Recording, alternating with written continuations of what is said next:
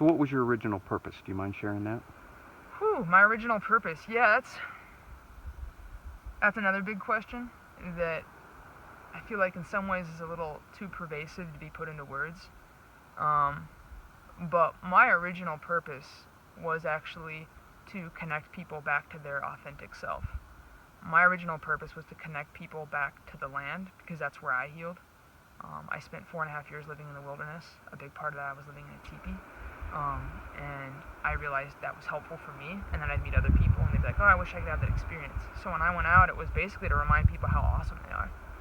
Remind young people like how amazing and how cool and incredible they are, and how amazing this world is. And to get back in connection with themselves and the world. So that was the initial drive that brought you to wilderness therapy. Yeah. What is this work? What is this What work? is this work meant for you? It's like breathing air for me. It allows me to do meaningful work with people. It allows me to do real work. It allows me to show up as my authentic self and continue to walk my path. And that's something that I will always do. And I think that's hard to do in our society.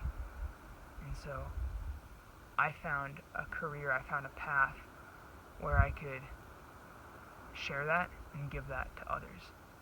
It's something that I can continually go back from in all of my travels and continue to grow, as I grow right alongside the clients and the students. And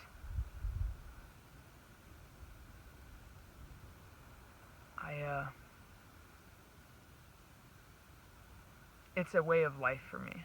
I think I would be doing this work even if I was at a cafe or I was a CEO somewhere. Like, I would still be showing up the same way I am. Mm-hmm. But I get to do it, I feel a little less encumbered, and more pure, more direct here, more sincere and authentic. And that's critical when you're working with students, right? Being that authentic, genuine person, right? Oh, for sure. Will you speak a little bit about what happens when an authentic, genuine person shows up and connects with a student? Well, I try to always do that. Well, talk about other people that do it, because you observe other people doing it. There's a power, there's a conviction.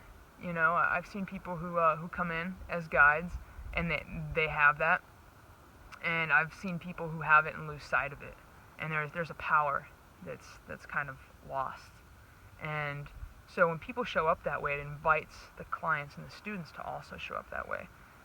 It's not something that can be faked, and it's something that can be talked a whole lot about, but ultimately if you strip away all the words, it just stands on its own.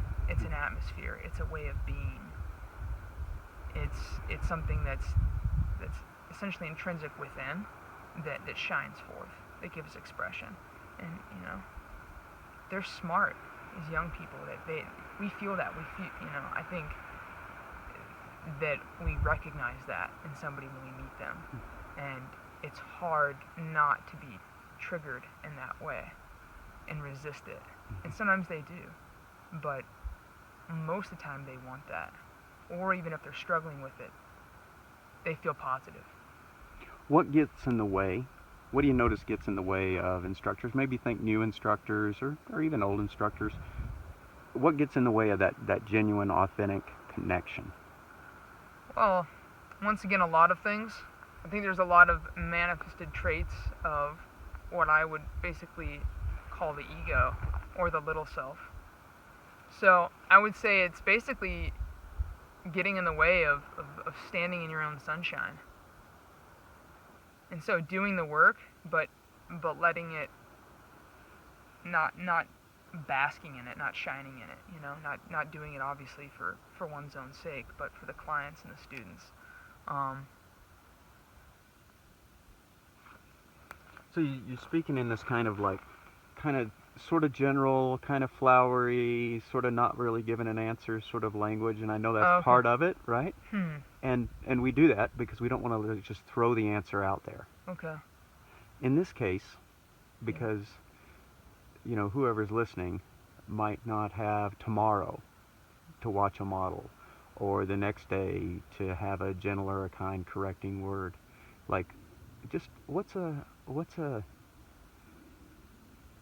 a word of counsel as to someone that is kind of stuck in their patterns that are getting in the way of their genuine self arising? Like, how can they access the freedom to just be confident to be who they are?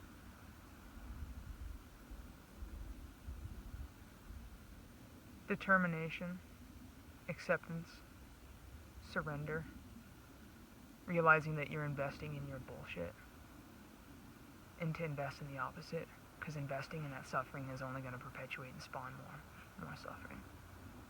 You have to accept where you're at and that you don't like it. That's where I was 14 years ago, and it sucked. And then I was like, okay, I want to make a change. I have to take personal responsibility and accept this is my life. I got myself here. I have nobody else to blame but myself. So I pointed the finger at myself and said, fine, I'm going to change my life. And it was hard. It was really, really difficult at first. But I had to want it more than anything. Everything else had to become secondary. So determination. Yeah. Perseverance. Willpower. And there's a lot of attributes for it. You know, there's a lot of different words. But determination to succeed, to get in touch with that future self, that future you. Like, for me, the more clear I could see it, and then that I started meditating on that and started thinking about it and started like getting in touch with that future self. I think a lot of people, especially a lot of the clients, sometimes they're afraid of that future self. They don't want to change. Part of them does, and another part of them is like not familiar with who that person is. It's like, well, that person's you. You know, how do you want to be? How are you going to get there without investing in it, you know? What does that person look like? I mean, not just like physically, but what does that person, what do they look like, their attributes, you know? Where they're at mentally, emotionally, physically, spiritually, socially. And how fast does that happen for a student in a wilderness therapy program compared to someone else just trying to figure it out?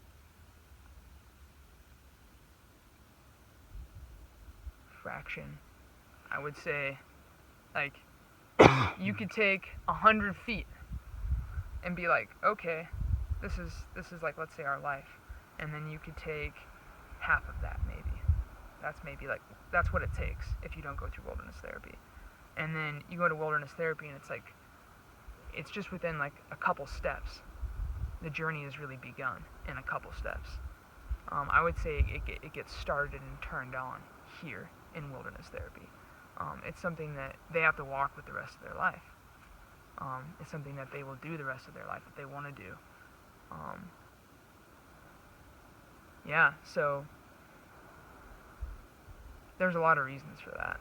I mean, highly skilled professional people that come through here to experience almost everybody, all the greatest field staff and administrators I've ever worked with have their own experience, come from, you know, with their own tool bag, you know, come through that experience themselves and cross those thresholds. And so they're able to show up that way. But much shorter amount of time, much shorter. Just to reiterate,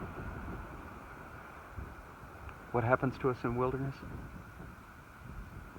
We get in touch with our authentic self. We become adults. Socrates, you know, the Greek philosopher, he once said, maturity is to know when to be immature. I think in wilderness we find that balance. We find the balance of that child and that adult, you know, and get in touch with who we really are, like who we really want to be, where we really want to go in life. Thanks for watching. Please like this video and subscribe. The Primitivus Project is made possible by the generous sponsorship of Wingate Wilderness Therapy. To learn more, visit wingatewilderness.therapy.com.